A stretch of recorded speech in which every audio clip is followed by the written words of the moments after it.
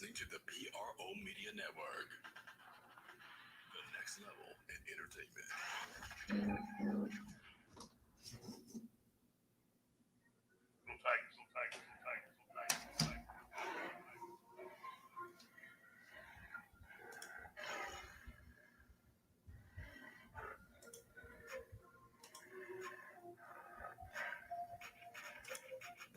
You're now listening to TUFF Tiger Talk with Big Q and the guys on the Pro Media Network.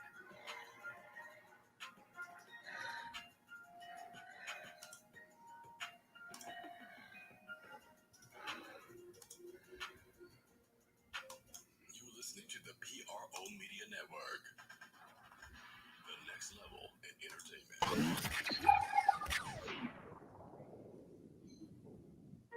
Go Tigers, go Tigers, go Tigers, go Tigers, go Tigers, go Tigers, go Tigers, go Tigers, go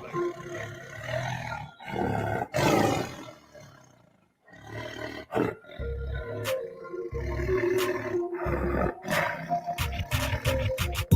You're now listening to TUFF Tiger Talk with Big Q and the guys on the Pro Media Network.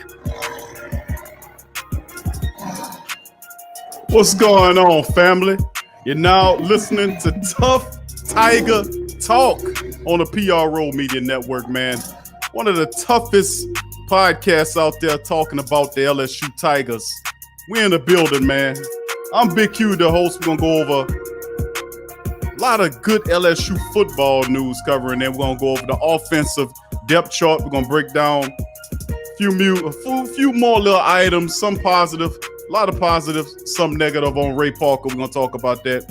Some new addition and a few other things here on TUFF Tiger Talk. We have some information pertaining to how Death Valley is going to go in terms of how and what's going on. We know one of the restrictions is they're not going to be bringing beer there. They're not selling beer at Death Valley. So what else are they not doing? We're going to show you that. I'm going to share that with you on TUFF Tiger Talk as I bring in my co-host on TUFF Tiger Talk, Mozzie, Uncle Mozzie. What's going on, fam? Yes, the esteemed Uncle Mozzie, I should have you know. Steve Uncle Mozzie. All right, in this edition of Uncle Mozzie, we're going to break it down. We're going to talk about a lot of good stuff dealing with the LSU Tigers. Of course, LSU's recruiting momentum continues as they land a 4-star defensive back. We'll break that down for you in this installment of TUFF Tiger Talk. Also, the projected starters at the 9 different positions on the offensive side of the ball. LSU defensive end Ray Parker had some issues. We're going to break that down today. And then as one go out, one comes in. We have a new addition to the secondary. We'll cover some news on that. We also will talk about the athletes and the coaches march for racial justice for the athletic department. And there's a lot of great pictures that I'm looking at from the article. As Tigers United walking for social justice, we'll talk about that. And of course, the 25% solution for LSU football in 2020 is temporary pain for long-term gain. And that 25%, of course, is what the population or the overall attendance for Death Valley will be reduced to in this upcoming season. And of course, we'll play a little Coach Ogeron. We'll talk on Coach O interview that was done a couple days ago off of ESPN as the coach talks about the upcoming team. So without further ado, we'll get off into some of these topics and discussions. We'll start it off with the interview from Coach O as he talks about his offensive line and some of his players from the Tigers. Here's Coach O. Coach Ed Ogeron with us every Tuesday morning here on ESPN, Baton Rouge, New Orleans, and Alexandria. Good morning, sir. How are you? Good morning, guys. Great to have you back on the show. We mentioned this weekend that there's some rules around recruiting, that schools cannot have contact on campus, and you're one of the top college football recruiters recognized by that, and you had some of the top talent in Baton Rouge this weekend. How was that for the program and for you? Yeah, obviously, it makes it tough that we can't organize it. We can't see them on campus. We can't have any contacts with them. But this was organized by some of our top recruits. Some guys are already committed. Some guys are really consider us and their parents, and they came here. And from what I'm hearing, they had a great time. They did as much as they can legally. And I think they really enjoyed bonding together. And I think there was about 20 of them on campus in town. And from what I hear, they had a great time. Yeah, the social media was fantastic from the weekend, and by all accounts, it looked like everybody had a great time. Coach, I'm watching college football, and it looks sloppy. There's no preseason NFL games. I know you guys had a scrimmage on Friday night, and last year you guys were so disciplined when it came to penalties. What are you seeing through this point in getting your team prepared for the season, and how much of not having a real true preseason do you put an emphasis on the discipline part of the game? It was really a big emphasis. We only had 4 penalties the whole scrimmage. Wow. So that was huge for our football team. It was a great scrimmage. It was good to see our guys go live in Tiger Stadium. Preseason game number 1. The atmosphere was electric. Coaches were fired up. Players were fired up. There was a lot of energy. You know, I told our players, I don't know how many fans are going to be in the stadium. We have to provide our own energy. So I thought our defense flew around, put a lot of pressure on the quarterback. I thought our offense fought back and made some plays, did a great job. Offense did a great job on the goal line series, did a great job on third down. It was a seesaw battle. I'll say it was 50-50 right down the middle, offense, defense. Some guys that really looked very well. I thought our linebackers played well. Damone Clark and Jabril Cox were all over the field. Andre Anthony and Travez Moore had a good scrimmage. Our running backs ran the ball well. I thought Miles was excellent. A young quarterback did some good things. Eric Gilbert scored 2 touchdowns. So a lot of guys made some good plays, a lot of positive things, a lot of things to clean up. But we had to clean up a lot of things for preseason game number 1. Now we got preseason game number 2, and hopefully we make less mistakes this week. Coach, the picture of Gilbert on social media was the buzz. Everybody was raving about it, but then the defensive guys were commenting on the picture saying that it was a sack. That's what a happened? classic defensive BS lie right there. I know. It was very close. I called the sack. Wow. It was very close. It could have went either way. And usually I give the defense the benefit of the doubt, but I really enjoyed watching Eric Gilbert get that touchdown pass. I promise you that. I mean, that's what happened. You got a defensive-minded head coach. Yep. I mean, there's always so many sacks in practice. Never know why it doesn't translate to the game. So funny how that works out. Talking to Coach Ed Ogeron here on Off the Bench. Coach, you kind of jogged something in my brain here where you talk about creating that energy, right? And I'm watching the NBA playoffs, and they're in the bubble. And Van Gundy's talking about how it's just so odd because compared to the normal playoffs where the electricity's through the roof, like it's a dead stadium. Teams, the teams that are succeeding are the ones that can get it going themselves. You are a master energy motivator. How are you approaching this season? Like, how are you going to get these guys ready to play on game day with even if it's got some people, a relatively empty stadium? It starts in practice. I believe we have the best. You guys know this, and Tommy Moffitt and the strength staff. They provide energy. Our coaches provide energy. We're clapping, we're screaming, we're running as much as we possibly can in practice to create that energy so we can practice well. And we had to ramp it up a little bit on Friday because, obviously there was nobody in Tiger Stadium. But it's something that we used to. There's nothing, and there's no way we can ramp up all the energy that we need to match the energy in Tiger Stadium. So it is going to be a little bit of a letdown, but it's like that for both teams. So the team with the most that can create the most energy is going to have an advantage. That's Coach O chiming in on his thoughts on the upcoming season, practice, and everything going on. Even made mention of some of the social justice march that the team participated or is going in as LSU athletes and coaches march for racial justice as the athletic department displays support. And of course, this was something we talked about. They called it the Unity Walk, organized by the Black Student Athletes Association, brought together a couple hundred athletes, dozens of coaches as LSU showed the support for what they call social justice. Everyone presented it was a black shirt with the words Tigers United on it. And of course, the march began at 223 on the west side of Tiger Stadium, the same area where the football team begins its march through campus to the university president's office 2 weeks ago. And athletes and coaches walked through a central gate.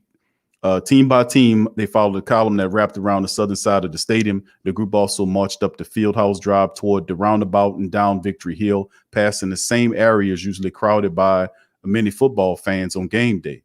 They said this is a movement, not a moment. And they said racism is a pandemic too. The protest Saturday marked the largest demonstration by LSU athletic department since white police officer killed George Floyd, a black man, during an arrest in May, a death that sparked protests and unrest nationwide. LSU coaches had issued statements earlier this summer denouncing it and pledged to listen to their athletes, and some members of the athletic department intended a rally for unity between Southern and LSU in mid-June. The school briefly put the BLM graphics on the screens in multiple stadiums. Meanwhile, women's basketball coach Dominique Davis created the BSAA. Months passed, and 2 weeks ago, LSU football players skipped practice one day to spark conversation with LSU leadership about what needs to be done in the football team. And then, of course, they decided to come up with the March scenario, which was a pretty good idea. So big ups to Coach O and the rest of the guys doing it the right way and listening to some of these young guys and let them vent themselves. All right, moving on. Let's move on, family, as we continue to go into the next round of discussions here. The next thing we're going to talk about is LSU's recruiting momentum as it continues, as four-star defensive back Kyrie G commits to the Tigers. Now we're going to bring Uncle Mozzie in here so we could talk about it. And for the second time in a matter of months, LSU's football program has beaten Clemson again. This time, of course, the first victory of the pair came during the 42-25 win over the ACC champions in the national championship game, which is so sweet. And while the last came on Monday, as the four-star defensive back Kyrie G announced his commitment to LSU over Clemson. Now, this is the Woodward Academy product. Is rated as a four-star recruit, number 18 safety, and Georgia's number 28 overall prospect in 2021 recruiting cycle by 24/7 Sports Composite Rankings. Now, following the news, LSU now holds the commitments from 11 overall prospects in the 2021 recruiting cycle. LSU's recruiting class jumps all the way up from number 12 to number 7, following G's commitment to Ed Ogeron's program. Coach O continues to do it, and I'm going to just run off a list of some of the people that LSU's recruiting in 2021 recruiting class. We're going to start off with 5-star recruit Rajon Davis, who's an outside linebacker ranked as number 3 in the nation. JoJo Early, who's number 12th wide receiver in the nation, 4-star athlete out of Texas. Deion Smith, who's a number 14th ranked receiver in the country, another 4-star prospect, and Mississippi, straight out of Mississippi. Garrett Nussmeier, with number 8 pro-style QB, 4-star guy from Texas. Landon Jackson, number 4 weak side defensive end prospect, 4-star from out of Texas as well. Corey Kilner, number 10 running back, 4-star prospect from Ohio. Xavier Carter, number 15 outside linebacker, 4-star prospect from Georgia. And then, of course, Kyrie G, number 18 safety, 4-star prospect from Georgia as well. Dakota Mitchell, number 23 safety prospect, 3-star guy from Florida. Anthony Huntley, who's a number 31st defensive tackle, 3-star prospect from Florida. And Peyton Todd, not ranked. He is considered a punter. He's not ranked, but he's coming out of the great state of Louisiana. So that's a list of some of the 2021 recruiting class that is now number 7 ranked in the nation. Before we move on to the next topic, Uncle Mozzie, what's your thought process on Coach O's interview with him breaking down the team, and of course some of the recruiting momentum that they've gathered thanks to Kyrie G's moving up from double digits to single digits in the recruiting class race? Well, first of all, I didn't hear whether or not you had mentioned, because the audio was kind of going in and out for a second, so I didn't hear whether or not you had mentioned or taken mention to the potential landing of Tristan Lee, which is going to be the probably our first 5-star recruit in some time. It's going to probably be one of the highest recruits in the nation for that 2021 class as well. 5-star offensive tackle. The visit has already been done. I don't think he's actually made the commitment, but I think LSU is pretty high on his list. And he chimes in he tops in at number 11 overall, if I'm not mistaken, with potential to grow. I say that to say, I mean, this is what Coach O's always done. Coach O has always been a fantastic recruiter, and that's one of the main things that we liked about Coach O. What I liked about Coach O when he came in. If you remember, he was a great recruiter when he was at Ole Miss. So, you know, that same camaraderie he has with his players kind of translated over to LSU. And he got a couple of big guys in. This is his 3rd year, so a lot of everything should be pretty much going into 2020 and 2021. This should be all his class. So we should be completely out of the old regime, all the way into the new regime as it pertains to Coach O's drafting classes. He's always been a masterful draft type coach. And that's pretty much that's all we need on a collegiate level, because the assistants are the ones who kind of tap in with the players and get them done. Recruiting is the biggest part of any head coach in college football. With that being said, let me see here. Let me try to pull up some other stuff in regards to some of those people.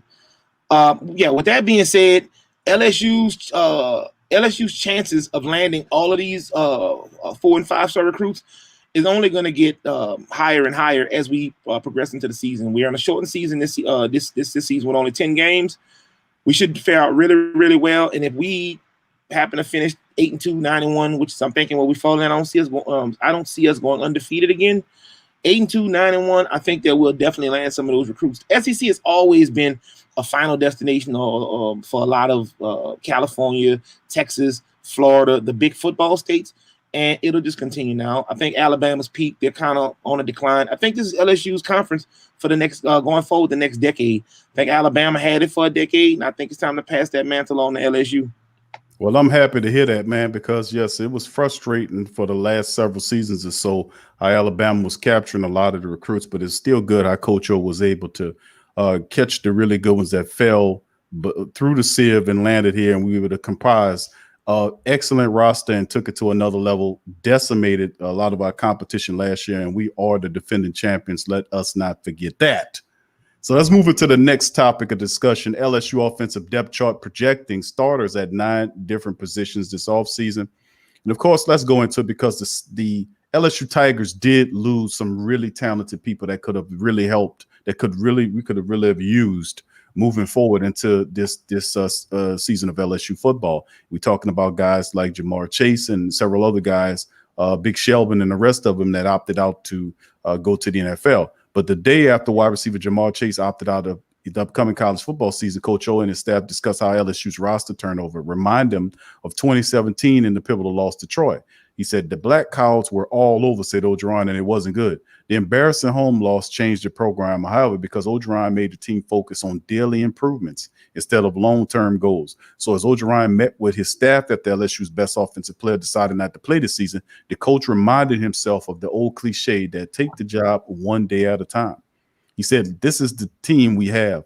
Let's get them better. Let's see what's going to happen. Despite losing Chase, the reigning winner of the Blitnikoff Award and one of the most productive wide receivers in college football history, Orgeron he remained confident in LSU's roster. The Tigers have lost 9 offensive starters from the national championship team, but they recruited for these situations. He says, I know our guys are going to step up. It's a lot of turnover, but it's a great challenge for our staff, says Coach O. Though LSU won't release an unofficial depth chart until the week of the first game, which is September the 26th against Mississippi State, he has named starters for every offensive position. Now, here's a take a look at some of those starters. Okay, up front, we know Miles Brennan is the dude, as he's shown no signs of losing the starting job. Really by himself, sitting up there at the top, and he has to stay healthy this entire season, no doubt about it, because it's a long drop behind him if something happened to Miles Brennan. Hopefully he comes out and he takes control and shows why he's here. Okay, the redshirt junior waited his turn at LSU. This is his opportunity in the C19 season. Throughout the preseason practice, Orgeron has expressed confidence in Brennan. He said Brennan played well in LSU's first preseason scrimmage last Friday, but had some things to improve when asked later when he wanted Brennan to work on. Orgeron said command of the offense, pocket presence, reading the field, making quicker decisions, and pre-snap reads. That's damn near everything, Coach O. Hopefully he can put it together really quick. That's a lot. All things that take experiences, he said that take experiences, but overall, we're very pleased with what Miles bringing. Now, he's a starter, but you have 2 guys behind him who are true freshmen in TJ Finley. I think he's from Ponchatoula, and Max Johnson. These 2 guys are just straight up true freshmen. And Johnson's a 4-star recruit from Georgia. Broke off an 80-yard run early in preseason camp, showing unexpected athletic ability. Finley has thrown the ball well. Orgeron said and improved most throughout the practice. He didn't indicate who would play if Brennan missed time, saying LSU will tailor its offense for their skill set. We've got to stay healthy. We have only 3 scholarship quarterbacks, that's what Coach O say. Moving to the running back position, The three backs on, and I've been saying it'll be a back by committee approach. Chris Curry sits on top of it with Tyron Davis Price and John Emery Jr. LSU considers all three running backs to be starters. Tigers intend to use a committee approach at the beginning of the season, utilizing the different strengths and giving all three players a chance for more play time. I love this stratagem by Coach Orgeron. Chris Curry is a power back. Tyron Davis Price has a little power. Emery has. All these guys are power backs with speed, and it's good to just pound the opposition with these guys. They run angry, all three of them. I love it. Curry gets the edge for now because of his performance in the Peach Bowl, filling in for injured starter Clyde Edwards-Helaire. He gained 89 yards on 16 carries, both career highs. Orgeron said Curry has been an excellent addition during the preseason camp, doing what he's supposed to be doing.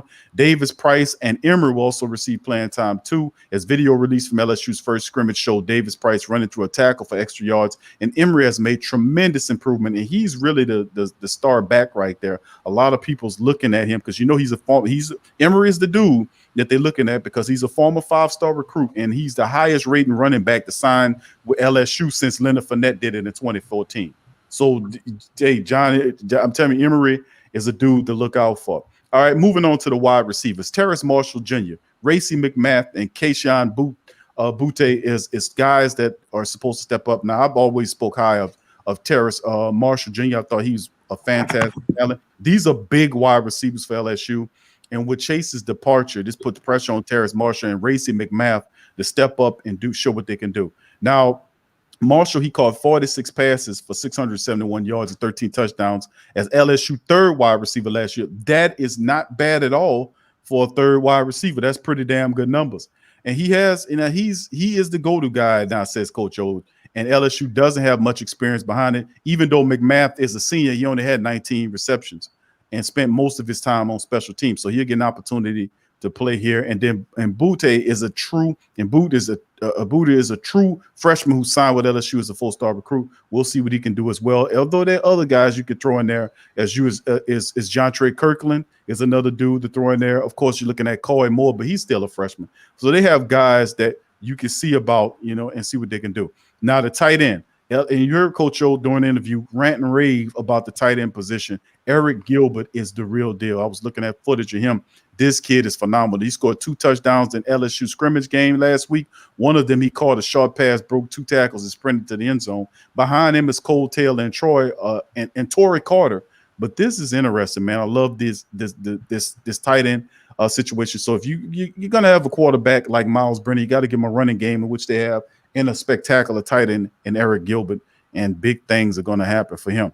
Now, moving on to the offensive line, we're going to just speak on it. The left tackle position is Dare Rosenthal. Now, he's a possible All-American, a future first-round draft pick. He signed with LSU as the highest-rated defensive tackle in LSU, but his 6'7", 327-pound frame suited better for the offensive line.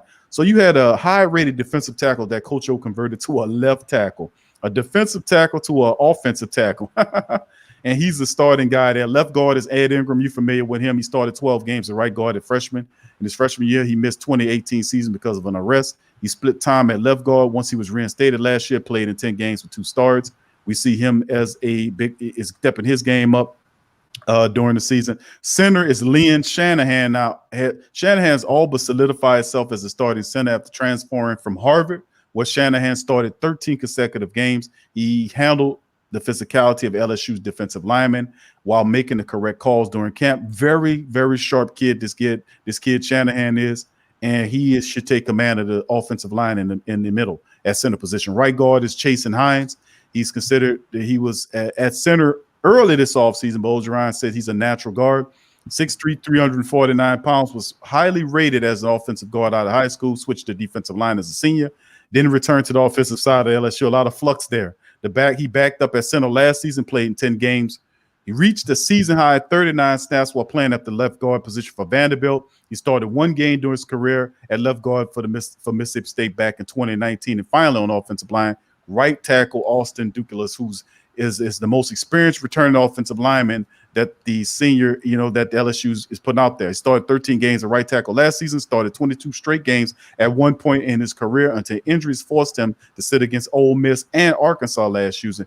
And after 5 starters, Orgeron has clarified the second team offensive line. You got guys like sophomore Cameron Wire, who appears to be an option at either tackle spot, who practiced at right tackle for when Douglas missed time, and he's feeling pretty good about the depth at LSU. So with all that being said, Uncle Mazi, I covered the full spectrum of LSU offense from the quarterback to the offensive lineman. What say you about all of this? Well, I mean, you pretty much lined everything up in regards to the offensive side of the ball. It is going to be quite sticky to see how they're going to rebound after losing 9 offensive starters. That's pretty rough for any program. I think that because we're getting that 2-game break without COVID, and we haven't had a grueling off season where they played a bunch of summer practices, and they were in pads 2-3 times a day. They had the weight room intensely. I think they may have salvaged maybe some of the physical bodies of the people that's still there. And I think that we'll be able to – I think we're going to have to come out and start practicing and now, and we got to get ready for that Mississippi State game on the 26th. But because that Mississippi State game is so late in what would normally be, week 4 or 5 of the regular season, I think all of those things will kind of help aid into LSU's transition moving forward, regardless with the 9 starters being out, regardless having a first-year starting quarterback, regardless of having to replace Chase and Jefferson as your 1 and 2 threats last year, which was the big push going into that inevitable national championship. I don't think any of those things apply. Again, like Coach O said, they recruit for this. And although we may never see the 3rd, 4th, 5th, 6th, 7th option, just understand it's a very big country. LSU drafts really well, and they always get 3, 4, 5-star recruits. So the replacement guy, although you may not have seen him, I can guarantee you, coming off the wire, he was a 4-star recruit. At worst, a high 3-star recruit. So it's not that they don't have the personnel to put in place to keep the cogs spinning. It's just whether or not they're going to be able to implement those pieces, and those pieces come together in gel and get the chemistry needed to start the run they had last year. To be honest, last year it's been over a year now. When they beat Texas that first game of the season, and they had it was down to the wire, back and forth, grueling game, I knew that this team had a tenacity that was gonna carry them very, very far into the season last year. Obviously, none of us thought that they would do what they did and they'd have the remarkable season that they did. But I saw remnants of that week 1. That was the confidence they needed to build going forward. The Ole Miss game was another real tough game. Alabama game was another tough game.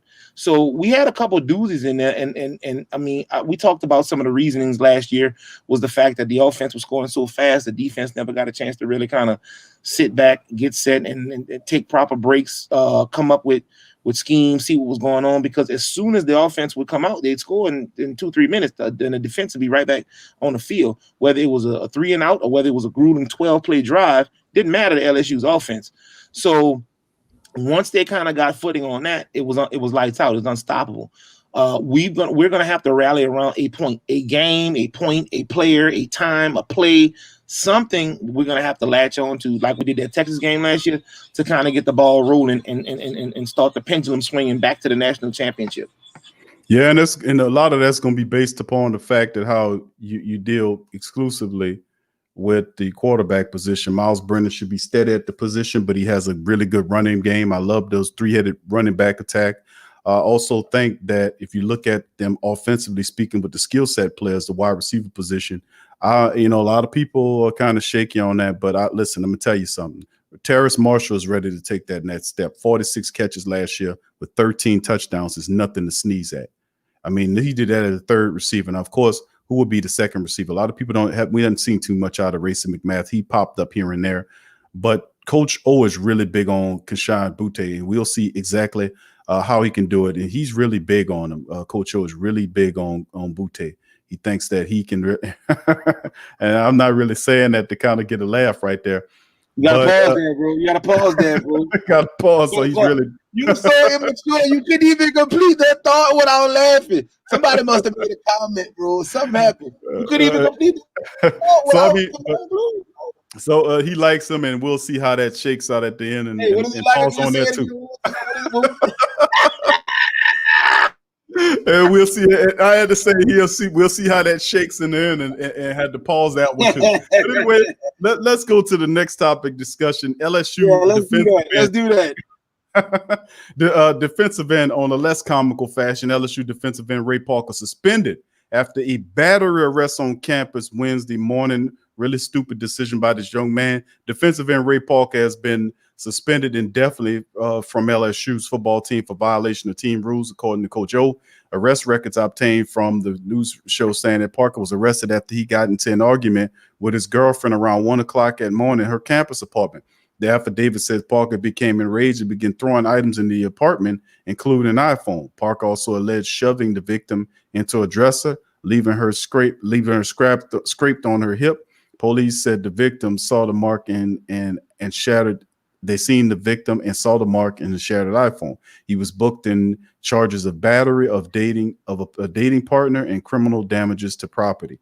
The former player was in the second year with the Tigers after redshirting as a true freshman in 2019. He played tight end at Ruston High and was named to the 2018 All USA Louisiana football team as an offensive tackle. Of course, Parker bonded out of jail Thursday, and he's suspended, man. So that's too bad for Ray Parker, who should have been faded them ghosts. I mean, so what do you think about this?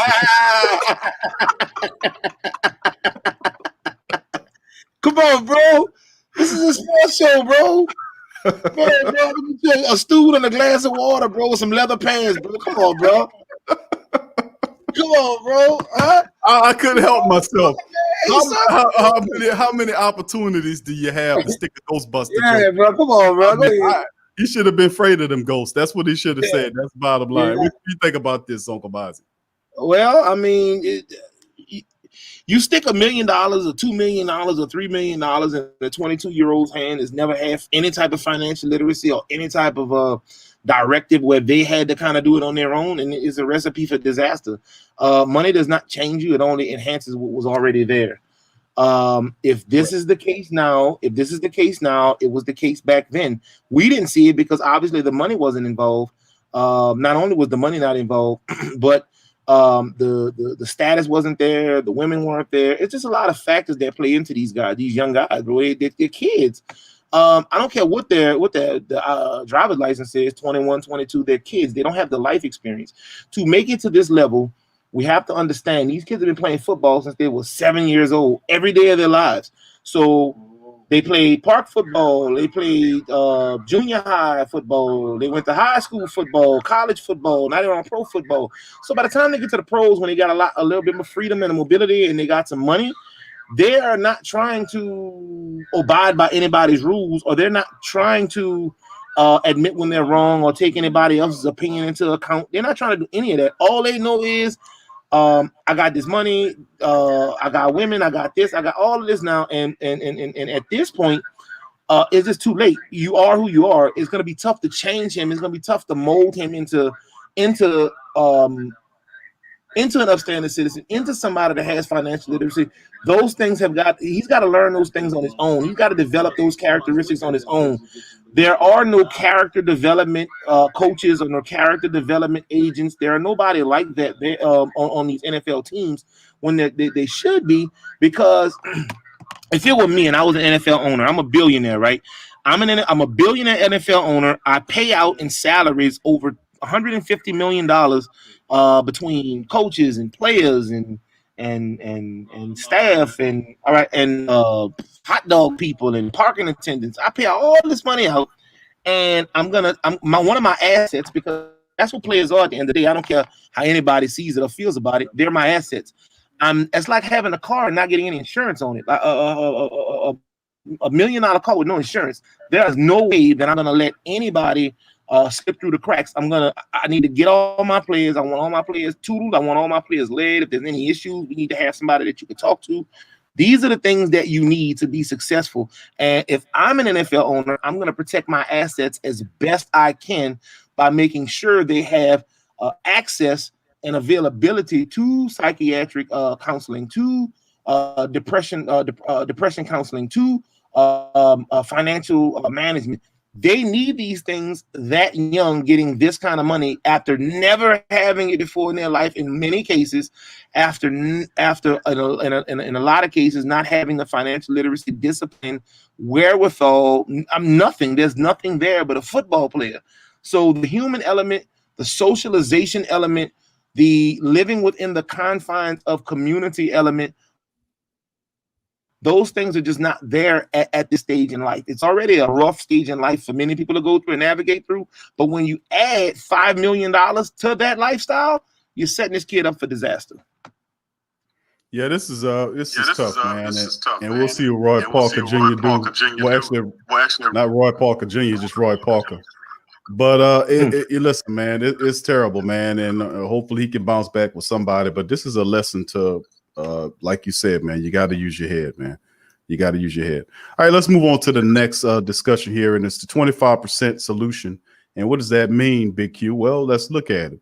It's now official. Tiger Stadium will be at 25% capacity in the 2020 season, at least to start the season, with no tailgating on campus, no band playing the first 4 notes of Hold That Tiger on the field with mask.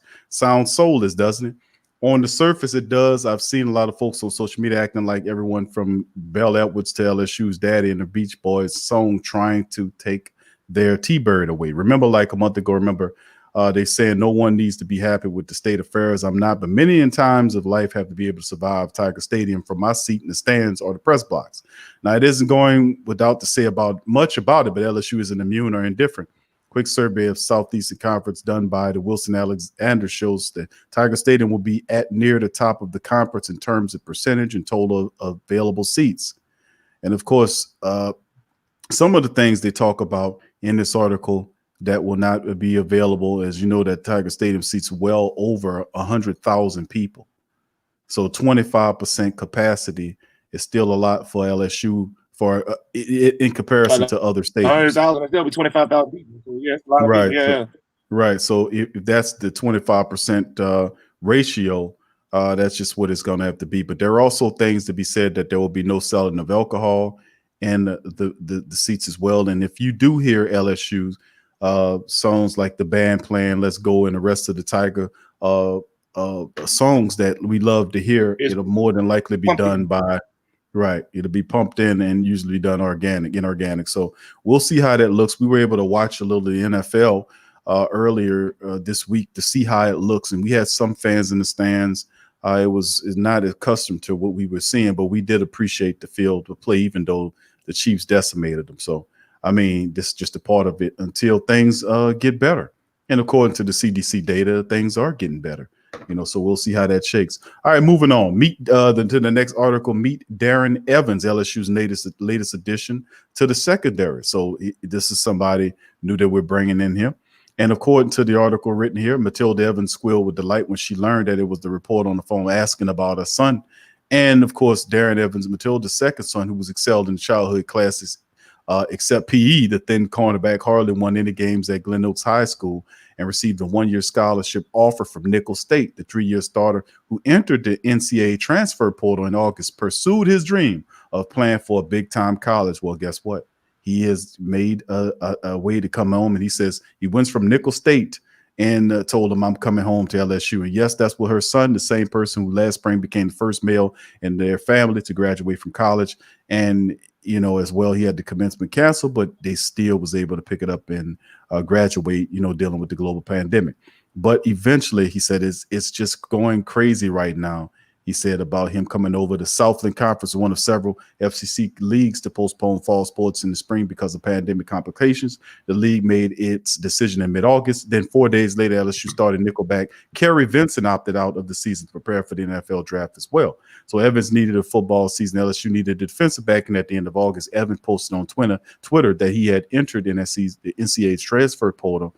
He's 6'3", 180-pound senior, earned his degree in interdisciplinary studies from Nicholls State in the spring, and he could play immediately at another school as a graduate transfer. Quote, since a kid, I've always wanted to play at the FBS level, end quote, said Evans, and he'll get his opportunity. Last week, Coach O said he was looking to use the team's final scholarship spot for the 2020 recruiting cycle to boost depth in the secondary. He said, I think we're going to use it on the cornerback. He said, then it happened soon. Coach O had that awareness of mind.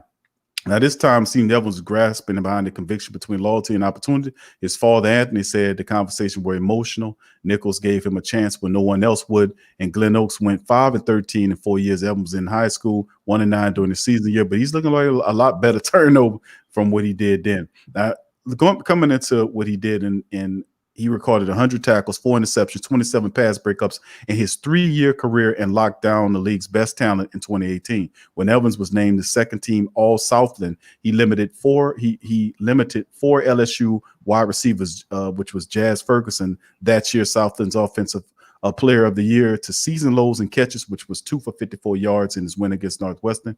The Colonels then won back-to-back Southland titles, reached the second round of FBS playoffs in 2019, were expected to compete for a third straight league championship before C19 knocked their season out.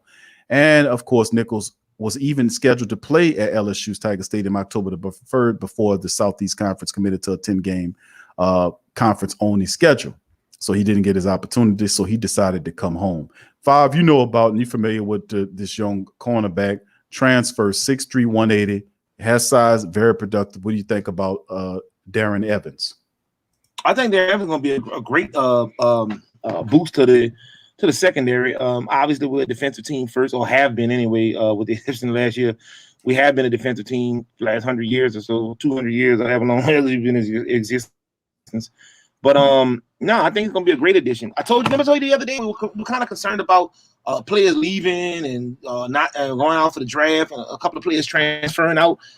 Maybe they weren't getting the start that they wanted, or maybe it just wasn't a fit for them. They behind too many people. Who knows? I don't know what it was over. But I told you, I said, well, more often than not, LSU actually wins more battles in that portal than they lose. So.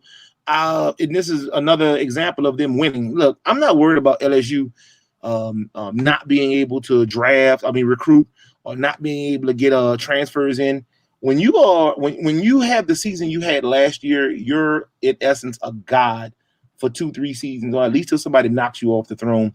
Under the veil of COVID, I don't think anybody is going to be really paying attention to that statistic, and I think LSU they'll allow LSU to slip through the cracks ever so slightly, and we'll win a game here, a game there. Before you know it, it'll be girls going wild all over again, and nobody will be able to stop it. So no, I think this is an awesome pickup. It was only one scholarship spot that they had left. I think that it was spent in a great spot. So I mean, this kid has shown you tenacity, determination. He's shown you that he's willing to put the work in. And I mean, with that kind of work, you got to reward him with it. You just got to. It's not like they could put it anywhere else anyway, because when you look at it, he could come in and be impactful immediately. He doesn't have to sit and wait. We don't have to waste money on him. We don't have to kind of build him up. None of that. He can come in to this situation at LSU and become a starter day one, or at least see some real playing time day one, which obviously enhances his chances of getting into the draft, which is, I'm sure, his ultimate goal, or his be-all, end-all. Yeah, I like to pick up too, man. An experienced guy with all the experience playing at Nicholls State comes here. Good move by Coach O with that scholarship to add that depth there. Big cornerback, loves what he's going to bring, and we looking solid back there. As well in the secondary. So once again, Coach O's doing it the right way. And of course, the final bonus topic we'll cover is Coach Ogeron is one of 13 coaches named to the Bobby Dodd Coach of the Year Award watch list.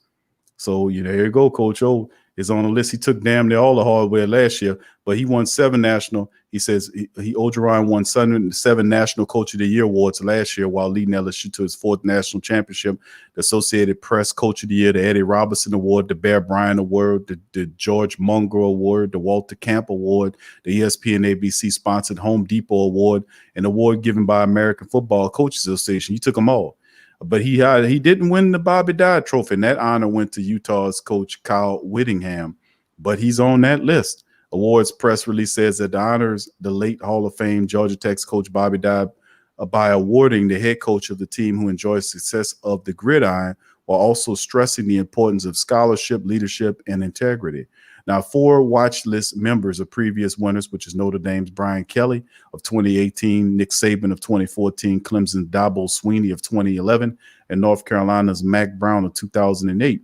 Ogeron and Sweeney are both finalists in for 2019. Whittingham and 8 other head coaches made separate honorable mention lists since they represented conferences that are not playing football this fall. Now, quote, this is an unprecedented season for the unprecedented preseason watch list, said Jim Terry, who's the chairman of the Bobby Doyle Coach of the Year Foundation. In a statement, when considering candidates for this year's trophy, he said the decision is to align in college football's playoff timeline and only consider coaches who will play during the fall. So this is another list of something that Coach O can bring on with another national championship. And the odds are LSU's going back. They're going to defend the crown, man. We're looking good.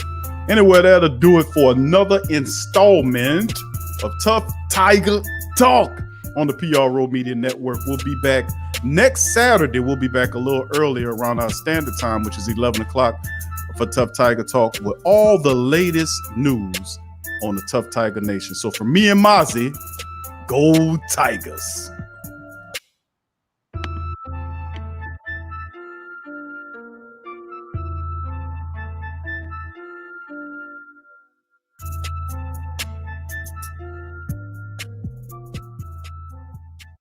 HomeBistro.com. Freshly prepared, home delivered, restaurant quality gourmet meals delivered straight to your home. Choose from over 50 plus gourmet meal options cooked by world-class chefs and delivered frozen, ready to eat within minutes and no commit. Welcome to the one-shop gourmet food delivery, specialized affordable options to eat right and feel great. 100% satisfaction guaranteed. Every ingredient is handpicked to the highest standard. And why you should buy from HomeBistro.com? Restaurant quality, made with natural ingredients, delivered right to your door. Overnight shopping is available. Diabetic, paleo, heart health, and vegetarian options to eat doing business since 1999. Courteous, knowledgeable, and professional support. Complete PCI compliant SSL security ordering, and great meals. Choose from some of my favorite dishes: the Mediterranean chicken with orange honey sauce, charbroiled chicken romesco, or the grilled chicken breast with sweet and spicy vegetables. No matter what you choose, you can't lose with HomeBistro.com. Eat great, feel good, and save some money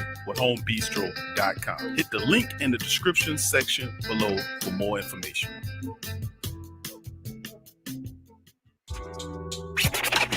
I'm a Saints and Pelicans fan, so the only podcast I can get my fix is the Sports Coma with Big Q. The guy's intense, funny, and they always keep it real. Check out the Sports Coma with Big Q and the guys. TheWhoThatDaily.com. That's right, TheWhoThatDaily.com. Your one-stop shop for everything New Orleans Saints, New Orleans Pelicans, LSU Tigers, and even the top flight boxing news. So if you're a Who That and you're looking for a place to stay up on your team, TheWhoThatDaily.com is your site. TheWhoThatDaily.com for the sport Who That in all of us.